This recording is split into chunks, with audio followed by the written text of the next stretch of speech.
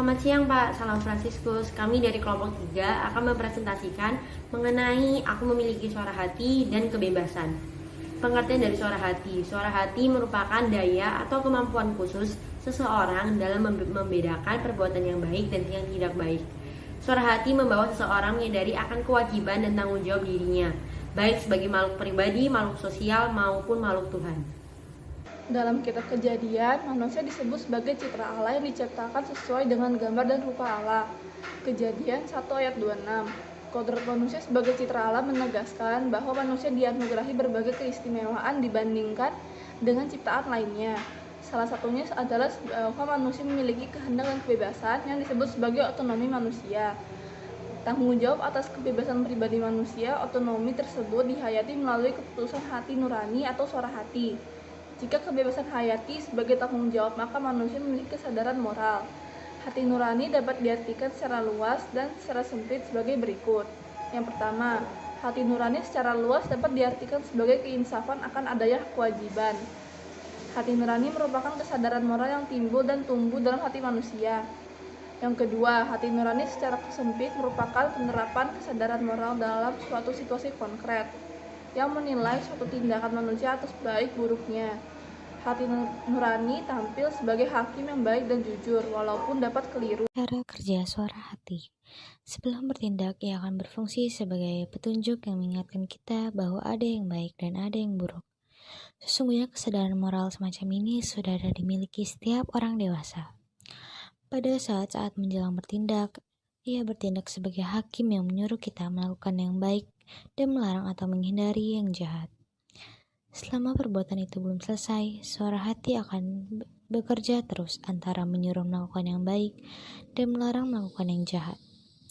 Sesudah tindakan selesai dilakukan, ia berfungsi memberikan vonis yang akan menyatakan apakah perbuatan kita tepat atau tidak tepat. Bila perbuatan kita benar, maka ia akan memberikan pujian, sehingga kita merasakan ketenangan. Tetapi, bila yang kita lakukan itu jahat dan salah, ia akan memberikan hukuman, yang akan membuat kita merasa bersalah, tidak tenang, merasa dikejar-kejar kesalahan, dan sebagainya. Pembinaan hati nurani. Suara hati dapat dibina dengan cara 1. Mengikuti suara hati dalam segala hal. Seseorang yang selalu berbuat sesuai dengan hati nurani akan semakin terang dan berwibawa. Seseorang yang selalu mengikuti dorongan suara hati, keyakinan akan menjadi sehat dan kuat dipercayai orang lain karena memiliki hati yang murni dan mesra dengan Allah. Berbahagialah orang yang murni hatinya, karena mereka akan memandang Allah. Matius 5 ayat 8. Yang kedua, mencari keterangan pada sumber yang baik.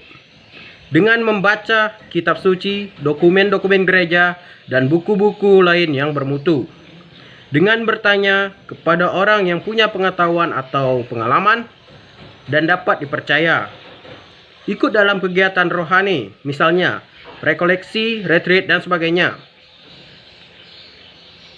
Koreksi diri atau introspeksi. Koreksi atas diri sendiri sangat penting untuk dapat selalu mengarahkan hidup kita. Yang ketiga, menjaga kemurnian hati. Menjaga kemurnian hati terwujud dengan melepaskan emosi dan nafsu, serta tanpa pamrih yang nampak dalam 3 hal. Maksud yang lurus. Ia konsisten dengan apa yang direncanakan tanpa dibelokkan ke kiri atau ke kanan. Yang kedua, pengaturan emosi. Ia tidak menentukan keputusan secara emosional. Pemurnian yang ketiga, pemurnian hati. Tidak ada kepentingan pribadi atau maksud-maksud tertentu di balik keputusan yang diambil. Hal ini dapat dilatih dengan penelitian batin, seperti merefleksikan rangkaian kata dan tindakan sepanjang hari itu. Berdoa sebelum melakukan aktivitas dan lain-lain. Penyebab tumpulnya suara hati. Penyebab tumpulnya suara hati antara lain: 1. Orang yang bersangkutan tidak biasa menghiraukan hati nuraninya. 2. Orang yang selalu bersifat ragu-ragu atau bingung. 3. Pandangan masyarakat yang keliru. Misalnya, riba dianggap biasa. 4. Pengaruh pendidikan dalam lingkungan keluarga atau lingkungan lainnya. 5. Pengaruh propaganda, mass media, dan arus massa. Lalu juga ada peran suara hati. Dalam suatu tindakan, suara hati selalu berperan memberikan pertimbangan.